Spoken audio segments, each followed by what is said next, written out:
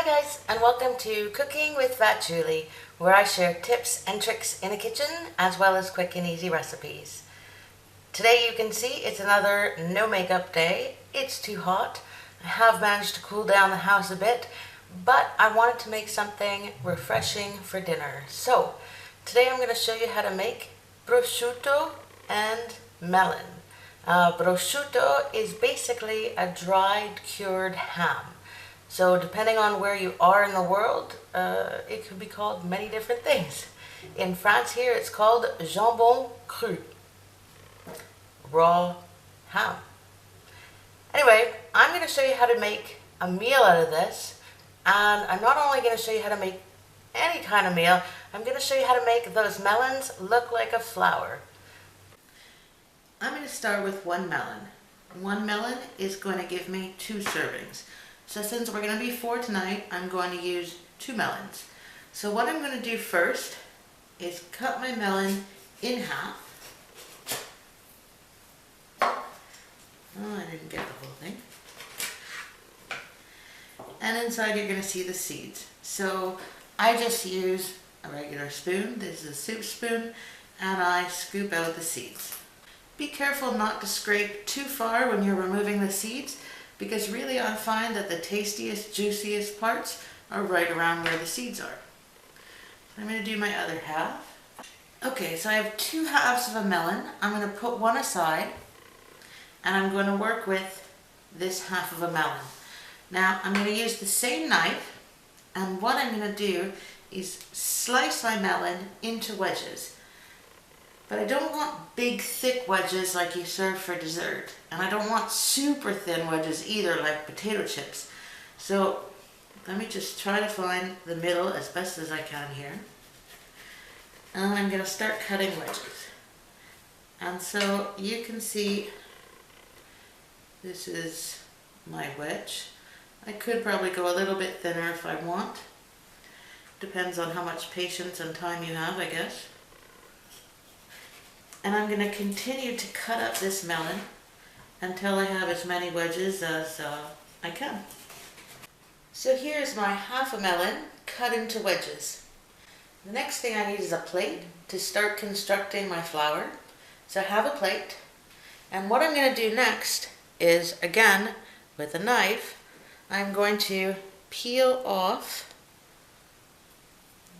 the skin, and I'm going to go as close as I can there to the edge of the skin.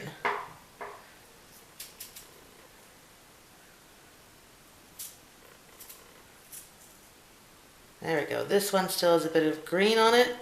I don't want any green left on it, so I'm going to do my best to shave just the green off.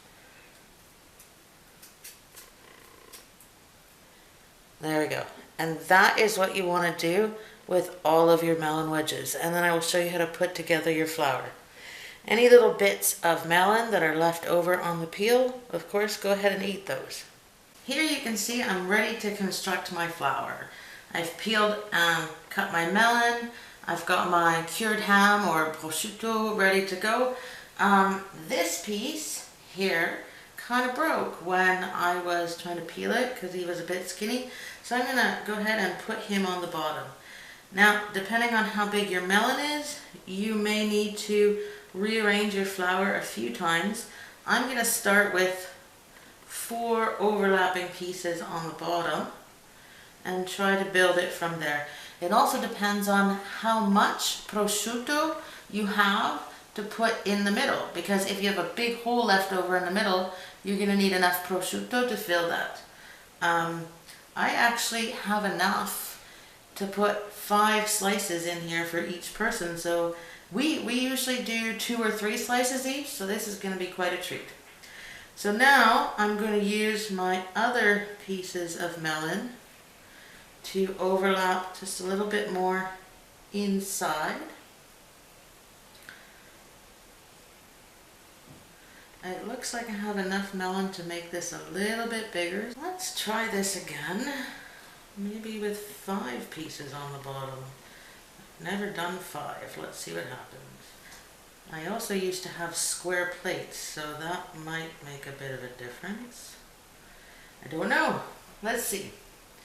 Okay, so we are back to overlapping some pieces here into the middle.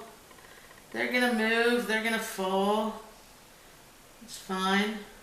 Just make sure your hands are clean so that you can grab onto them and fix them up.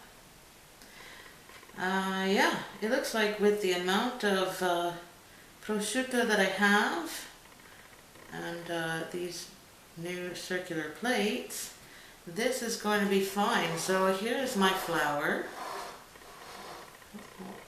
Let's make this overlap a bit more. Oh well, I'm not an artist. I'm sure you've heard me say that many times. There we go, flour. So, I'm going to grab my, let's call it meat.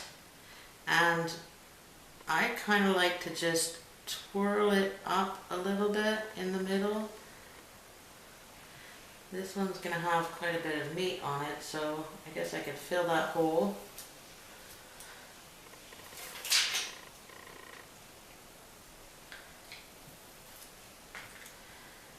I'm going to twist it and twirl it a little bit, give it some volume. And actually, I said that we have 5 pieces of meat for each person, but it looks to me like 3 is more than enough. So here is my flour. I'm just going to turn it around a little bit so you can see. And I'm going to continue this for the other 4 plates. Here you can see my finished roses. I've done 4 of them and they're all completely different. It depends how you're able to put them together, and of course the size of the melon that you're working with. So please let me know how this works out for you in the comments below. Don't forget to subscribe, and bon appétit!